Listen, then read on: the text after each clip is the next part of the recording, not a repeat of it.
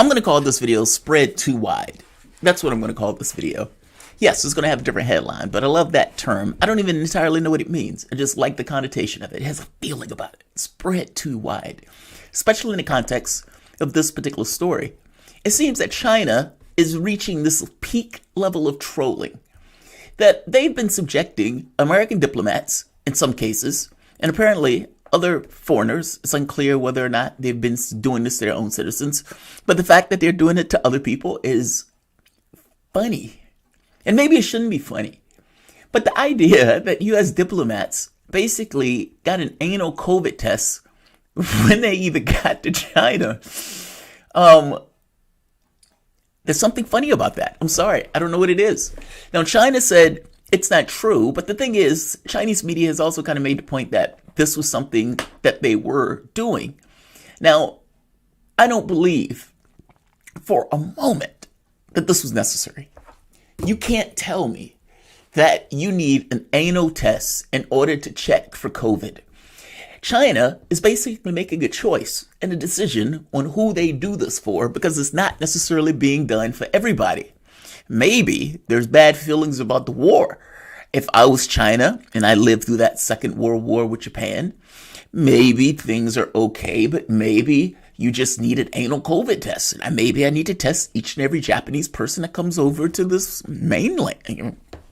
We don't know. We just need to be on the safe side. It's all for safety, right? We can't take the chance of spreading that shit back into our population. And the only way we know it, not from the nasal, but we need to get up in that. I need you to spread wide. And we need to get deep up in that ass in order to make sure that you don't have COVID and you can't spread it. Here's the catch. If a person has COVID way up in their ass to such a degree that it's that far where you need to go and poke for, I am not bothered by that person because it's not necessarily spreadable. Unless that person is basically digging in his ass as he's going about his day. And it's possible that people can use the bathroom and everything else, but we're talking about basically the kind that's going to be transmitted when a person sneezes or when a person does something and is going out to the people around him. Their ass is not necessarily the haven that is the most disastrous in regards to how this stuff is spread. Which is why I say I don't believe for a moment that they need to do this. I don't believe for a moment that they need to do this. And the U.S. diplomats that basically got the anal swab for COVID, if that is not trolling, I don't know what is. And that is trolling on this kind of national level. I would imagine China knows that the U.S. is taking all of these provocative actions in order to fuck with it, either with Huawei, either with trying to get other nations to not use the technology, calling them, saying that they're committing genocide, all of this stuff. Fair enough. Fair enough. You say all of this stuff about us, America. You can pass your sanctions and everything else. But when your diplomats come to this country, they're going to bend over and they're going to spread way too wide. Welcome to the soapbox. Hey, I'm here at Mount Shasta. We're at the UFO convention. We're skywatching at this point, hoping to see something. Keep your eyes peeled.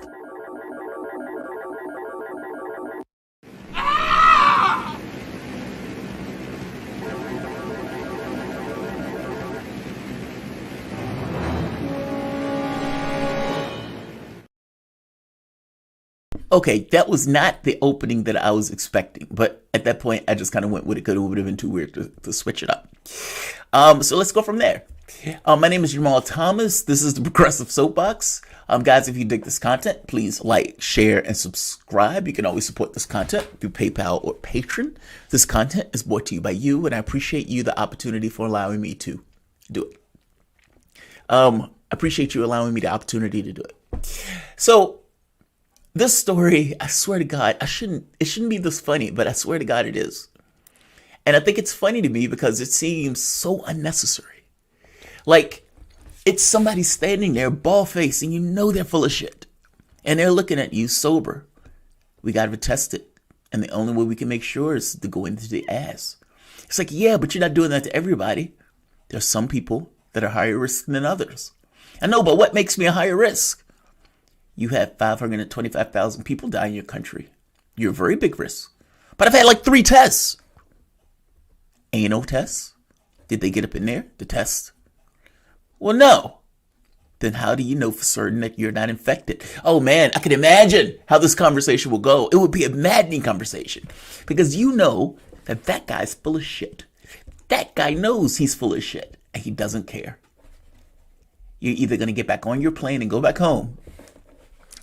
It's rough, dog. It's hardcore. Yeah, I think this is fucking funny. It shouldn't be, but it's funny.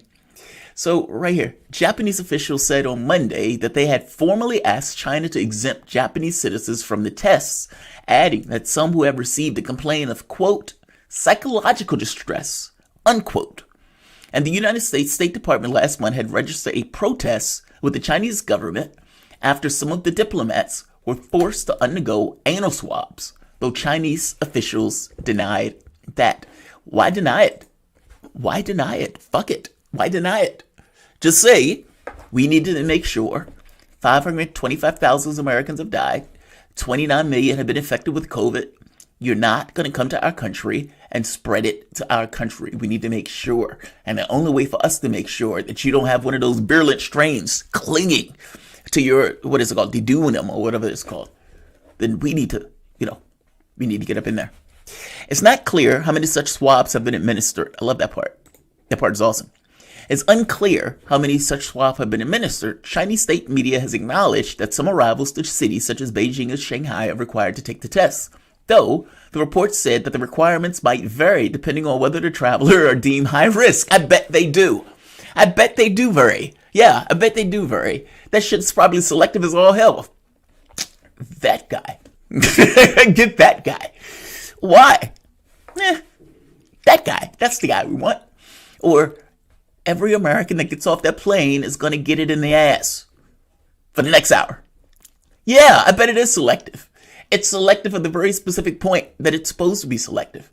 It's supposed to be used in a way that they want it to be used. And in this very specific case, there's certain people who get it in the ass and some people who don't. High risk, quote unquote. Chinese experts have suggested that trace of the virus. Here we go. Now, this is the justification. I love this. I love this. Chinese experts have suggested that traces of the virus may survive longer in the anus than in the respiratory tract, and that samples of the former may prevent false negatives.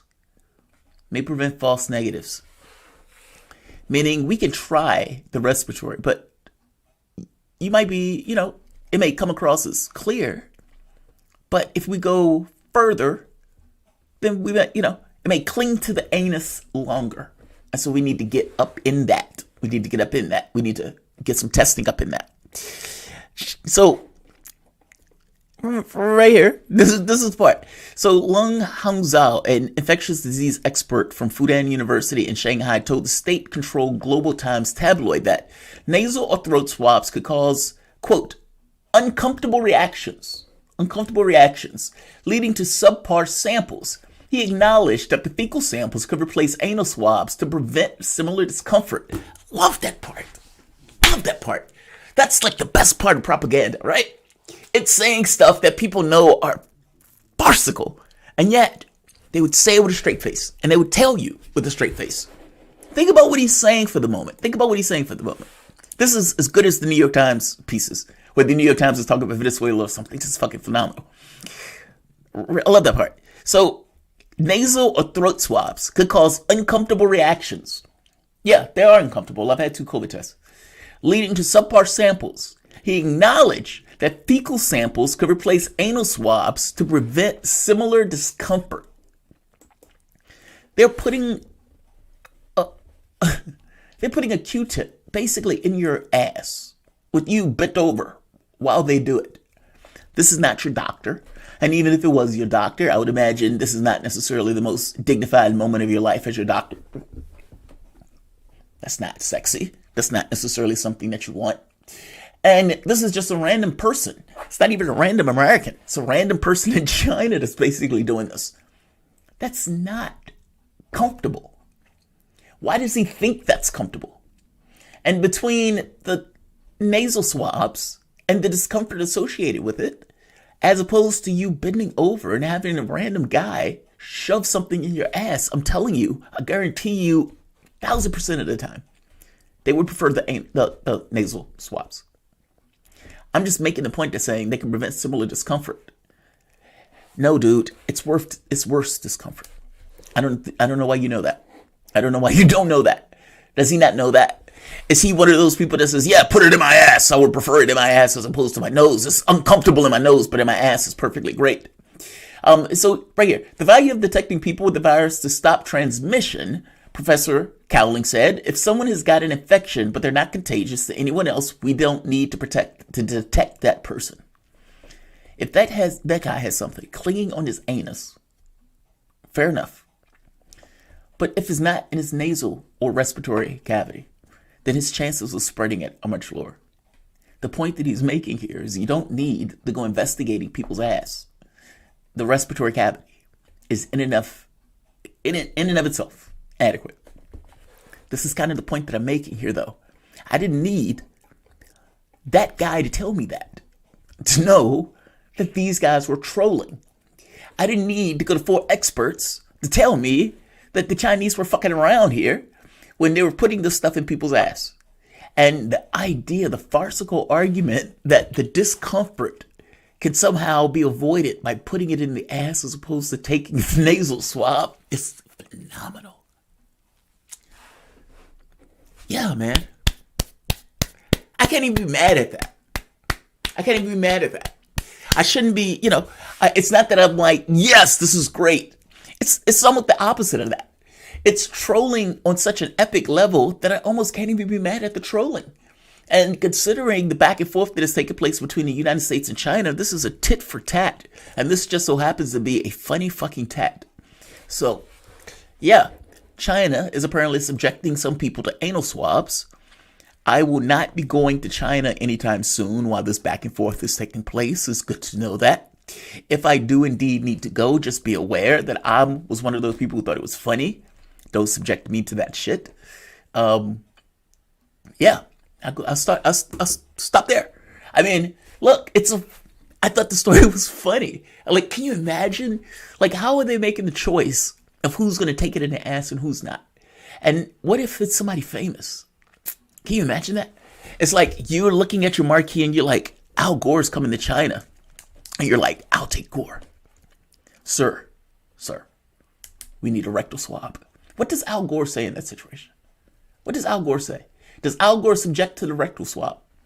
Or does Al Gore get back on a plane and leave? And for that matter, do they even let Al Gore stay in the airport without that rectal swab? I'm astonished by that. If I was one of the Chinese people who were working there, I would look for the famous person and be like, that guy, I want that guy.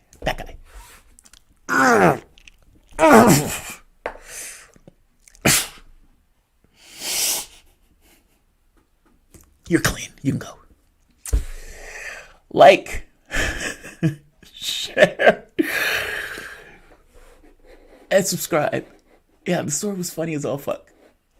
I'll see you guys in a few. But yeah, I'm sorry. I'm joking the story because I think the story is hilarious. But yeah, I know Paul. Like, share, subscribe.